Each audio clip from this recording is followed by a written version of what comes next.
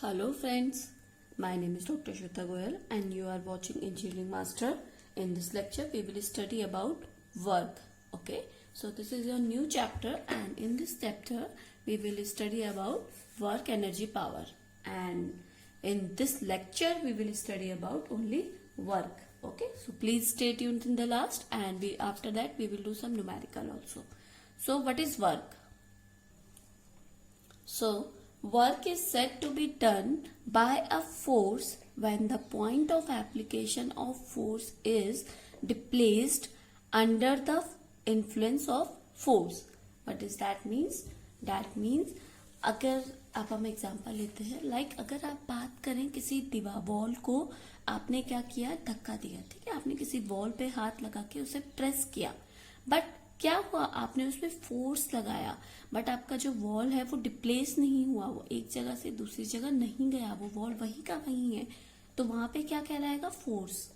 Work नहीं कहलाएगा, आपने कोई काम नहीं हुआ, आपका क्या हुआ?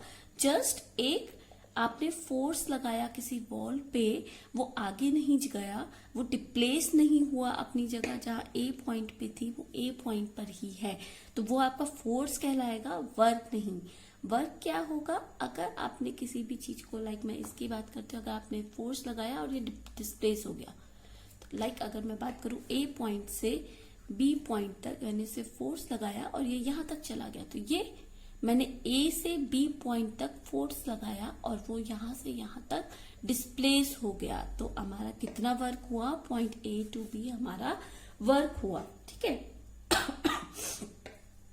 A force is said to be constant when its magnitude as well as direction is constant. Okay, constant force क्या होगा? जब हमारा मैग्नीट्यूड और डायरेक्शन कांस्टेंट होगा तो हमारा फोर्स भी कांस्टेंट होगा। Let F force applied, okay, let हमने क्या किया? S force अप्लाई किया to a body produce displacement. Okay, produce displacement. Okay, हमने क्या किया? किसी एक बॉडी पे, किसी एक ऑब्जेक्ट पे F फोर्स अप्लाई किया और उसने क्या किया? एक डिस्प्लेसमेंट दिया, दैट इज S. ओके, उसने S मतलब A और B पॉइंट की जो डिस्टेंस है वो आपको S मिला, ठीक है, हमने उसको S से डिनोट किया, and incline to force and incline to force at an angle theta. Okay, उसने क्या किया?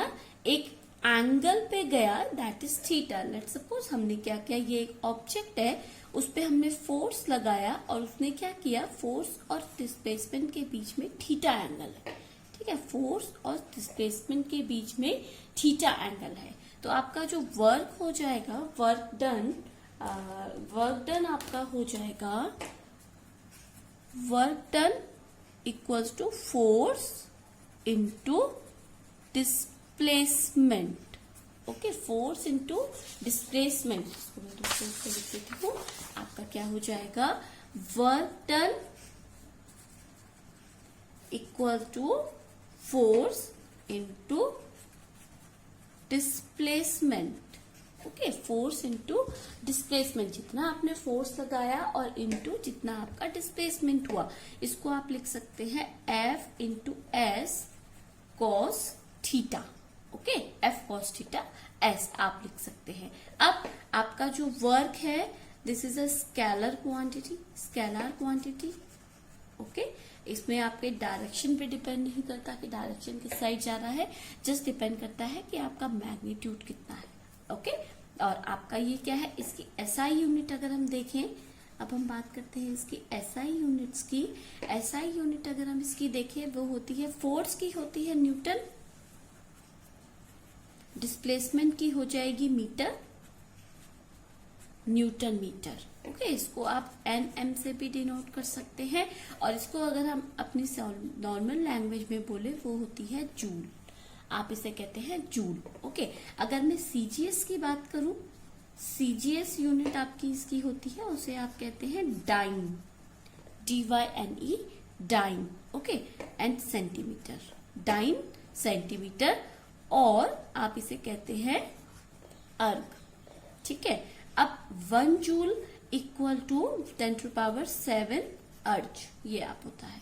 आपकी इसकी एक और यूनिट होती है, one another unit of work, that is electron volt. कहीं कहीं आपको इलेक्ट्रॉन वोल्ट भी दिया होगा, ईवी आप इसे कहते हैं। इसमें क्या होता है, 1 electron volt equals to 1.6 into 10⁻⁻19 joule, ये आपकी इसकी यूनिट्स होती है। अब हम बात करते हैं नेगेटिव और पॉजिटिव वर्क क्या होता है, ठीक है। अगर आपका, अब देखिए आपका जो वर्क है वो है Fs cos थीटा। अब आपका जो वर्क है वो एंगल पे भी डिपेंड कर रहा है तो अगर आप थीटा 90 डिग्री से कम होगा तो आपका cos थीटा की वैल्यू क्या हो जाएगी, वो आपकी पॉजिटिव रहेगी, है ना। अगर हम थीटा को 90 डिग्री से ज्यादा कर दे, या फिर आप कहें एंगल थीटा 90 डिग्री से तो ज्यादा है बट 180 डिग्री से, इसको मैं ऐसे लिख देती हूँ, 90 डिग्री थीटा 180 डिग्री, तो आपकी जो cos थीटा की वैल्यू हो जाएगी वो -1 हो जाएगी, वो आपका सेकंड क्वाड्रेंट में जाएगा और ये आपका फर्स्ट क्वाड्रेंट में जाएगा। I think you know what is first quadrant and second quadrant, ये आपको मैथ्स में बताया होगा। फर्स्ट क्वाड्रेंट में सभी आपके cos, sin, cos, tan सब पॉजिटिव होते हैं, सेकंड में आपका cos नेगेटिव होता है, ठीक है। तो ये आपका नेगेटिव हो जाएगा।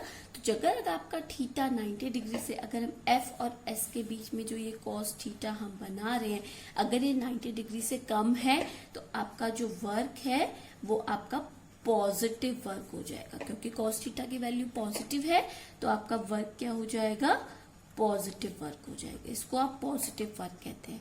अगर हम बात करें नेगेटिव वर्क की, नेगेटिव वर्क आपका होता है जब आपका cos थीटा की वैल्यू 90 टू 180 डिग्री के बीच में होगी तो आपकी cos थीटा -1 हो जाएगा, यहाँ पर आपका होता है नेगेटिव वर्क।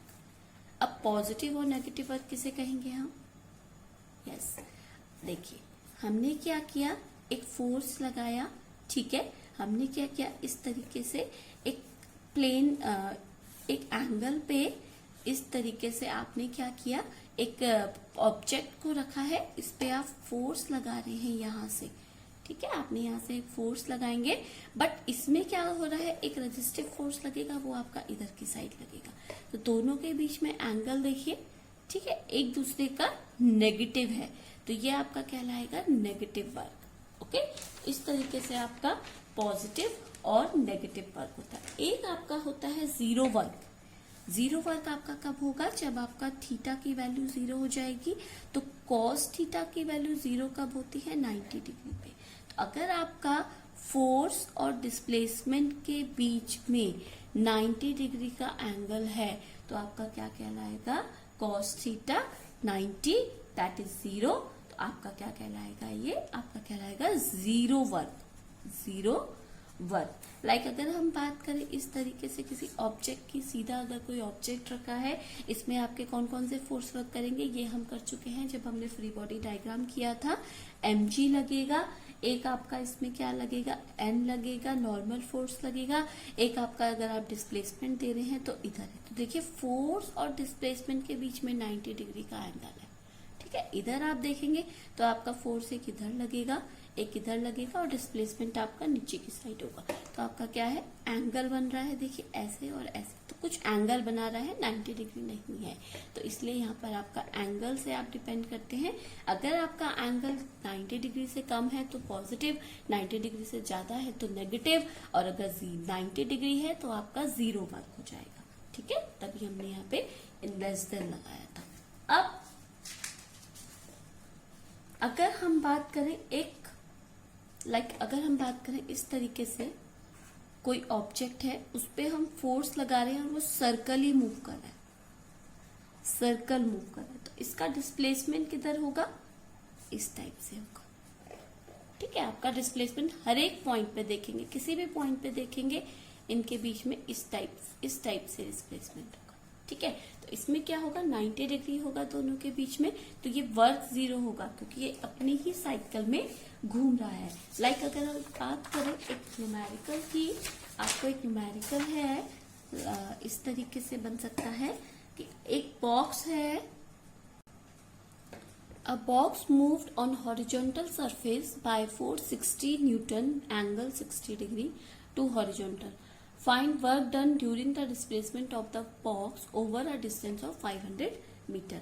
फर्स्ट हम लिख लेंगे हमें दिया क्या क्या है। हमें दिया है force that is 60 newton, theta दे रखा है that is 60 degree, and displacement दे रखा है दैट इज 500 मीटर। तो अब आपको क्या निकालना है, वर्क डन।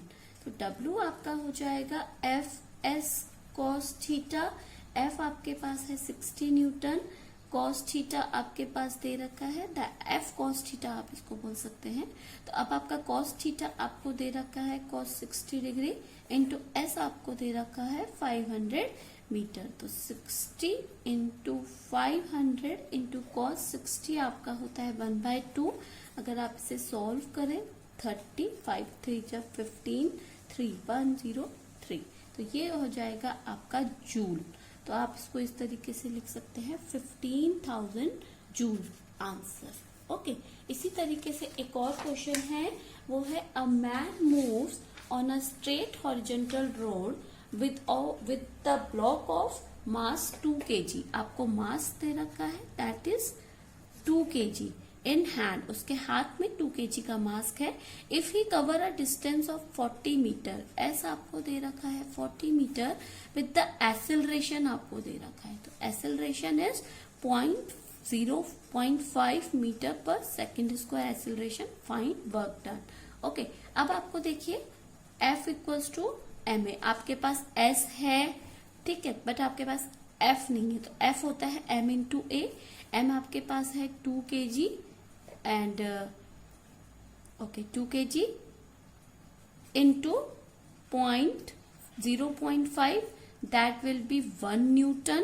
ओके, फोर्स आ गया।